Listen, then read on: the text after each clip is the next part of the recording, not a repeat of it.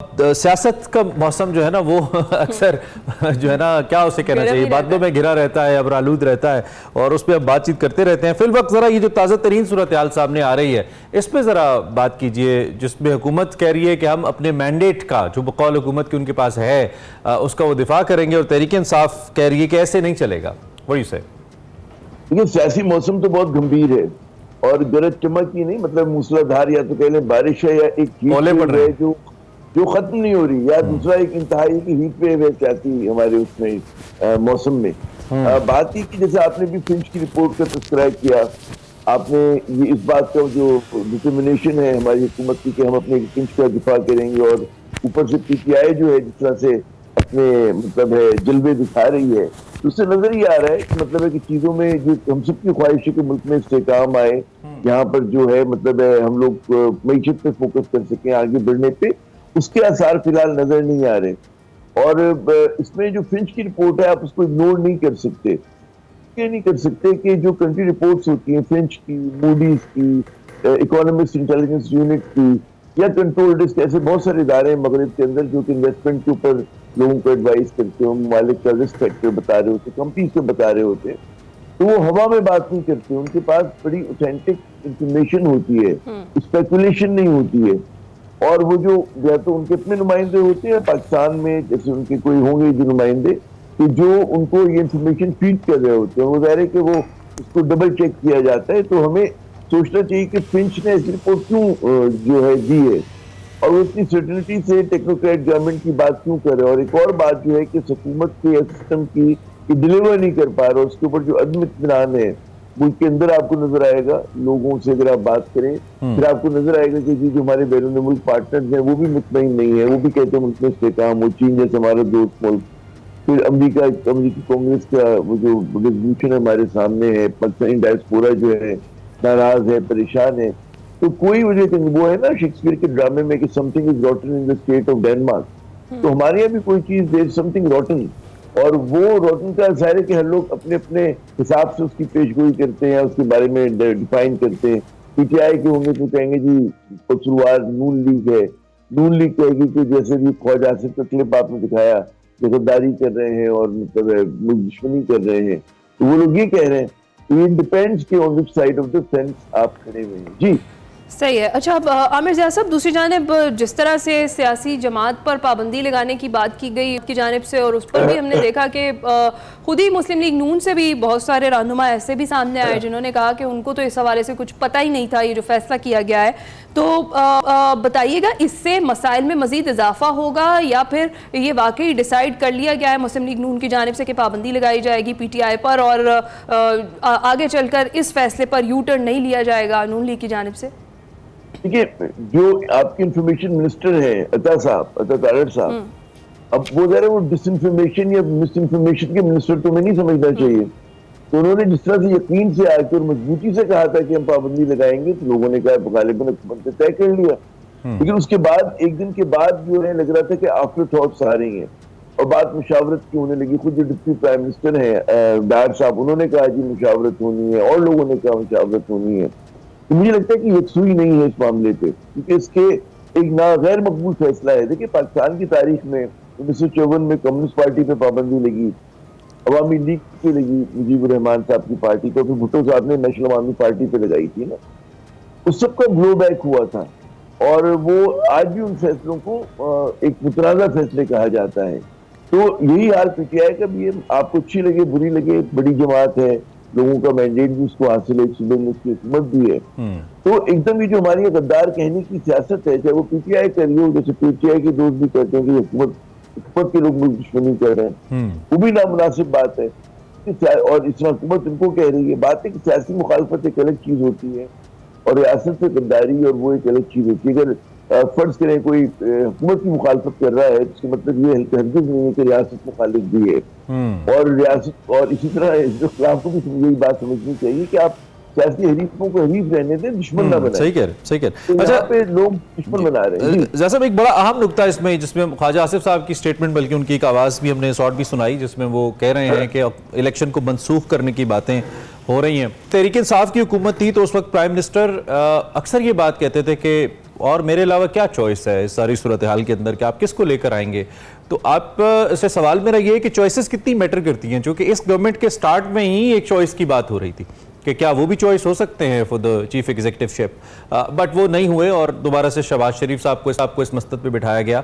अब चॉइस होने के बाद अब जब दोबारा इस तरह की स्पेकुलेशंस हम कहें या इंडिया हम कहें जो सामने आ रहे हैं, is it because of the choice that already exist over there for a new experiment, या फिर नहीं कॉम्पिटेंस के इशूज हैं मौजूदा हुकूमत के, या फिर उसके अलावा कोई प्रेशर है जैसे कि इंटरनेशनली कुछ प्रेशर्स आते हैं? ये ऐसे स्टेटमेंट्स क्यों आ रही हैं और इतनी इंपॉर्टेंट इश्यूज पे बैठे हुए इतने सीनियर वजीर की तरफ से? बात ये कि इस हुकूमत की लेजिटिमेसी को लोग क्वेश्चन कर रहे हैं, अंदरूने मुल्क भी कर रहे हैं और बैरूने मुल्क भी कर रहे हैं। तो ये एक ज़ाहिर है कि इसकी वजह से दबाव बढ़ गया है, और उसकी दबाव की वजह से जब ये लोग फिर कोर्ट का डिसीजन आया सुप्रीम कोर्ट का कि मखसूस नशिस्तों की बहाली का, तो ये जो उन्होंने ऐलान किया था कि जी हम पाबंदी लगा देंगे और आर्टिकल 6 के तहत कार्रवाई करेंगे, तो वो हुकूमत की बौखलाहट की और बदहवासी की मैं समझता हूँ कमाजी करता है। तो जब आप अंडर कंट्रोल होते हैं तो आप बहुत ही प्रूडेंट किस्म के फैसले करते हैं, मैंने रवि के साथ चलते हैं। तो यहाँ पर हुकूमत को नजर आ रहा है। फिर दूसरी बात है, हुकूमत जो है सियासी मार्ग पे घिरी हुई है, अगर वो 2/3 मेजोरिटी लूज कर देती है तो जिनको आईनी इस्लाहात करनी वो नहीं कर सकेंगे। एक बड़ी मजबूत किस्म की पीटीआई का इनको मुकाबला होगा तो मुश्किल होगी बहुत ज्यादा। फिर उसके साथ साथ आप ये देखिए कि माशी बुहरान जो है वो बहुत बढ़ता जा रहा है। माशी बुहरान बेशक हुकूमत कह रही है कि जी डिफॉल्ट का खतरा नहीं है, लेकिन एक आम आदमी की जिंदगी तो तूफानों में गिर गई है और एक आम आदमी बहुत दुखी है, परेशान है। तो ये जो बिजली की कीमतें बढ़ी हैं, महंगाई है यहाँ पर, और यहाँ पर बिजनेस एनवायरमेंट तबाह हो चुका है, मईशत जो है स्लो डाउन हो चुकी है, उसका भी जो फॉल आउट है वो नून लीग पे ही गिरेगा, पीपल्स पार्टी पे भी नहीं गिरेगा, नून लीग पे। वो भी इनके लिए फिक्रमंदी की बात है कि अब ये इस चीज को कितना चला सकते हैं इन हालात में। और हमेशा आपको पता होगा कि अगर आपको मुल्क को सही करना है तो फंडामेंटल्स बाद में सही होते हैं मईशत के, पहले फील गुड फीलिंग आती है। हमारी वो फील गुड फीलिंग नहीं आ रही है, और उसकी बड़ी वजह ये कि हमारा सियासी निजाम खराब है इस वक्त, और ये डिलीवर नहीं कर पा रहा है, और ये मुझे लगता भी नहीं कि डिलीवर कर सकेगा जो हालात हैं। कहते हैं ना निजाम की खमीर में टेढ़ापन है। आप देखें ना 73 का आइन, 73 के आइन के बाद आप कह रहे हैं मैन्युफैक्चरिंग फॉल्ट है? मैं वही कह रहा हूँ, मैं तो यही कहता हूँ 73 का आइन जो है वो डिलीवर नहीं कर पा रहा ना। 73 के आइन की डिस्पाइट 73 कॉन्स्टिट्यूशन मार्शल लॉ भी लगे और उसके अंदर कोई भी हुकूमत अपनी मतलब मुद्दत पूरी नहीं कर सकी। आप देखें ना पूरी 90 की दिहाई देखें भुट्टो साहब के साथ क्या हुआ, उसके बाद मतलब तो मसला है ना। फिर 18वीं तरमीम में मजीद टेढ़ापन लेकर आ गए कि आपने ऐसा एनएफसी लगा दिया, लेकर आ गए कि जिसकी वजह से आपका फेडरल गवर्नमेंट चल ही नहीं सकती, पैसे ही नहीं। हाँ, लेकिन 18वीं तरमीम में तो एक बड़ा अहम फैक्टर गिव अप कर दिया उस वक्त 58(2)B, जो कि बड़ा इस्तेमाल होता रहा है मुख्तलिफ इलेक्टेड प्राइम मिनिस्टर्स के खिलाफ, तो कुछ हद तक हेल्प भी किया 18th अमेंडमेंट ने इस मसले को, डेमोक्रेसी। देखिए ये तो उसके बाद क्या 58(2)B के बाद क्या प्राइम मिनिस्टर नहीं गया इस मुल्क में? गए ना। तो बात ये थी 58(2)B जो था वो एक वॉर था कि जो है अपने आप को राजा महाराजा ना समझने लगे प्राइम मिनिस्टर, क्योंकि हमारे यहाँ जो पोलिटिकल पार्टीज हैं वो तो मतलब है राजवाड़े हैं शख्सियतों के, खानदानों के, वो जमहूरी पार्टियां तो है नहीं। तो अब अगर आप हाइंडसाइड पे देखें भाई कोई होना चाहिए, ठीक है एक आदमी के पास इख्तियार ना, लेकिन रिजॉल्व करने का जब प्राइम मिनिस्टर जो है आप इससे बाहर हो रहा हो, या मतलब एक ऐसी जैसे नवाज शरीफ साहब इल्जाम लगे थे 99 के अंदर, तो अगर फर्ज करें 58(2)B होती तो गालिबन तोड़ना ना पड़ता असेंबली को और वो मिलती ना आता। तो ये चीजें मतलब है आप डिपेंड करते हैं। मैं उन लोगों में से मैं समझता हूँ कि 18th अमेंडमेंट बहुत ही मतलब है इसलिए की गई थी कि ये सियासी जमातें मनमानी करें, और सियासी जमातें या तो वाकई डेमोक्रेटिक हो, वाकई इसमें ऐसे लोग हों कि जो बिल्कुल किरदार इनका बुलंद हो, वाला हो, तो फिर तो ठीक है। लेकिन यहाँ पे तो पार्टी में अपनी डेमोक्रेसी नहीं है, तो 73 का आइन भी डिलीवर तो नहीं कर सका आपके यहाँ, तो आपको सोचना पड़ेगा कि मुल्क को हमें कैसे चलाना है और कैसे आगे लेकर आना है, वरना ये जिन हालात में हम हैं, आप देखिए हमारे पड़ोसी ममालिक कहाँ जा रहे हैं और हम लोग कहाँ जा रहे हैं, लोगों में कितनी मायूसी आ गई है। बिल्कुल ठीक कह रहे हैं। पाकिस्तान आगे ले जाना जो है एक बहुत बड़ा सवाल है। जी अच्छा आमिर साहब, जिस तरह से हम देख रहे हैं सारा जो मामला चल रहा है इस वक्त पॉलिटिकल सिनेरियो, इसमें पाकिस्तान पीपल्स पार्टी की जो क़यादत है, सदर साहब हैं बिलावल भुट्टो जरदारी साहब, वो उनकी जानिब से कुछ खामोशी है, कुछ ये खामोशी मानी खेज तो नहीं है? मतलब लीडरशिप ने ज़रूर कहा है कि उनसे मुशावरत नहीं की गई। खामोशी का मतलब हाँ है। इस खामोशी का मतलब हाँ है क्या वाकई? देखिए उन्होंने तो दुख का इजहार किया कि इतना बड़ा फैसला किया और हमसे आपने अंगूठा नहीं लगवाया, और अंगूठा तो वो भी लगा देते। ये नहीं आया जैसे रज़ा रब्बानी का स्टेटमेंट आया, फरतुल्लाह बाबर साहब का आया, उन्होंने कहा जी गैर जमहूरी काम है और नहीं होना चाहिए। क्योंकि वाकई मतलब है अगर आप देखें तो मुहिम जो ही है वो तो मगर फिर पार्टी ने अपने आप को डिस्टेंस किया। मेरी फरतुल्लाह बाबर साहब से बात हुई, भाई ये मेरा जो ट्वीट मैंने किया था इंडिविजुअल कैपेसिटी में किया था, मुझे नहीं पता पार्टी क्या पोजीशन लेगी। और फिर वाकई पार्टी ने वो पोजीशन ली। पार्टी ने वो नहीं क्यों कह रहे कि पीटीआई ने हालात ऐसे पैदा कर दिए जो कुछ इसके साथ हो रहा है। तो ये उनका मतलब है। शर्जील मेमन का भी इसी तरह का स्टेटमेंट आया और मुराद अली शाह का भी आया, बाकी लोगों का भी। थोड़ा एक होता है असूल की बात होती है कि भाई पाबंदी जो है इलाज नहीं होता और पाबंदियों से मुल्क आगे नहीं जाता। अगर इतना ही आसान होता मेरे ख्याल में उसका तो पूरा मलबा नून लीग पे गिरेगा। सही है। Party is having best of the both world. सही आईनी होते हैं, हुकूमत है सिंध में, और वो सारा मलबा तनकीद जो होती है तो नून लीग पर होती है। और नून लीग में आप देखें कि उनकी क़यादत दबाव का शिकार है। नवाज शरीफ साहब ने एक एक्सेप्टेंस की स्पीच की थी इलेक्शन जीतने की, ठीक है, उसके बाद से कहाँ है वो, अवाम में क्यों नहीं है? सवाल है ना, नजर नहीं आ रहा। You are right. और भाई अगर वो सबसे तजुर्बेकार है, सबसे दानिश्वर है, सबसे मतलब उम्र में ज्यादा है सियासत में, तो उनको तो कम से कम अगर वजीर आजम ना बने तो कम से कम गाइड करें, लोगों से आके बात करें। पार्टी के सरबराह तो भी है ना वो। और फिर एक और सवाल है कि जब मुश्किल में आपको अक़लियती गवर्नमेंट करनी थी तो वहां पे तजुर्बेकार शख्सियत चाहिए था, तो नवाज शरीफ ने उहदा क्यों नहीं लिया? एंड द पॉइंट इज कि ये मुश्किल वक्त है डेफिनेटली पार्टी के ऊपर भी और हुकूमत के ऊपर भी। इस वक्त अगर आप एक जीरक सियासतदान है तो इस वक्त आपकी समझ काम करनी चाहिए, सभी सियासतदानों की वैसे करनी चाहिए। जैसा बच्चा एक शहरियार आफरीदी साहब ने एक स्टेटमेंट दी थी, एक बयान दिया था, आपको याद ही होगा। उन्होंने कहा था जो फौज का सरबराह होता है वो कौम के बाप की तरह होता है। और कल उमर अयूब साहब ने एक स्टेटमेंट दी कि किसी का बाप भी पीटीआई को बैन नहीं कर सकता। कोई मुमासलत है स्टेटमेंट के अंदर, इन दोनों के अंदर, आपको लगता है? जो हमारे यहाँ मेरे ख्याल में मुख्तलिफ चीजों को जोड़ लेते हैं। बाज़ लोग जोड़ के इसमें यकीनन नहीं कहेंगे कि उमर अयूब ने मतलब ये गुस्ताखी की। मैं समझता हूँ कि हम ज्यादा इसमें प्यासराई ना करें। फौज हमारे लिए एक बड़ा अहम इदारा है, पाकिस्तान की सबकी यकजहती के लिए, तालमियत के लिए। जिन लोगों को शिकायतें भी होंगी उनको भी समझना चाहिए बात बड़ी कि इख्तिलाफात अपनी जगह, हमें अपने इदारों को अंडरमाइन नहीं करना चाहिए। और हमें यकीन करना चाहिए कि अगर फर्ज करें कि अगर वो ऐसा फैसला कर रहे हैं तो कोर्स करेक्शन कर सकते हैं, वो दुरुस्त हो सकते हैं। तब होता है ना फैसला आपने किया कल को आप दोबारा, तो फौज को मुतनाज़ा नहीं बनाना चाहिए।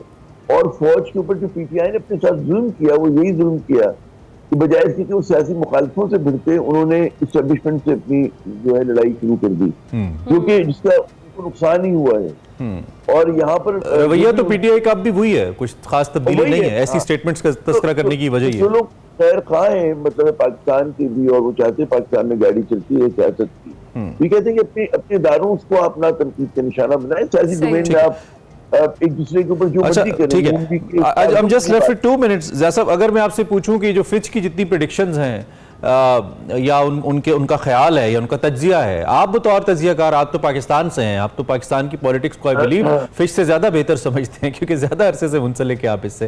आप किस हद तक मुत्तफिक है इस तज्जिए से? 18 माह का जो वक्त है कि गवर्नमेंट भी 18 माह में तब्दील हो सकती है, खान साहब भी 18 माह बाहर नहीं आएंगे, इसको आपको लगता है कि ये मुत्तफिक हैं आप इस तज्जिए से? मैं मुत्तफिक या वो नहीं हूँगा। मैं ये समझ रहा हूँ कि पाकिस्तान में तो बहुत ज्यादा अदम इस्तेकाम है, और मुझे से लोग भी, मुझे खदशा ये है कि इस मुल्क में कभी भी कुछ भी हो सकता है। एकदम अवामी गैज़ो गज़ब सामने आपके आ सकता है, खुदा न खास्ता कोई और चीज हो सकती है, क्योंकि माजी में होती रही है। तो पाकिस्तान इसमें बहुत ही नाजुक मरहले से गुजर रहा है और इसमें कुछ भी हो सकता है। तो ये चीज जो है, इसको अब जो हमारे अरबाब इख्तियार हैं, अरबाब इख्तिदार हैं, उनको सोचना है कि लोगों में यकीन कैसे बहाल करें। वरना खाकुम बदहन मतलब होता है ना कि एकदम अवामी, देखो कि बिजली के बिलों पे गुस्सा आ जाए लोगों को। हमने देखा बांग्लादेश में मुजाहरे हो रहे हैं, तो हमने अफ्रीकी ममालिक में देखा कि लोग एकदम आ जाते हैं। पाकिस्तान में खुदा का शुक्र है, अभी मेरी कल एक किसी बिजनेसमैन से बात हो रही थी, बड़ी अहम बात उन्होंने की, मैं इस स्टोरी को फॉलो करूंगा कि हमारे यहाँ चैरिटीज बहुत चलती हैं। कराची जैसे शहर में सैलानी है, हजारों लोग खाना खिलाते हैं, ईदी है, तो हमारी ये जो चैरिटीज हैं इन्होंने अभी तक लिड लगाई हुई है कि लोग भूखे नहीं मर पा रहे, कि जो मुखैर हजरात हैं वो मदद कर देते हैं, लेकिन ये सिस्टम नहीं चल रहा आपका ना, चैरिटी पे मुल्क नहीं चला करते, तो लोगों का एंगर रुका हुआ है कि बेचारा वो लाइन में लग के उसको 2 वक्त खाना तो मिल रहा है ना। तो कल को मगर ये चीजें कब तक चलेगी? मिडिल क्लास बहुत नाराज है, बिजली जलाते हुए मतलब हमें डर लगता है वाकई ना। सही अगर कहा। हम मतलब हम बल्ब बंद करते हैं, जी, हम ऐसे ही। कहते हैं अंधेरे में हाथ और हर धोते वक्त एक हैं। साइकोलॉजिकल प्रेशर में। हाँ, गुसल खाने की बत्ती जलाने की जरूरत नहीं है। ठीक तो है। लोग इस तरह से सोच रहे हैं, ठीक है ना।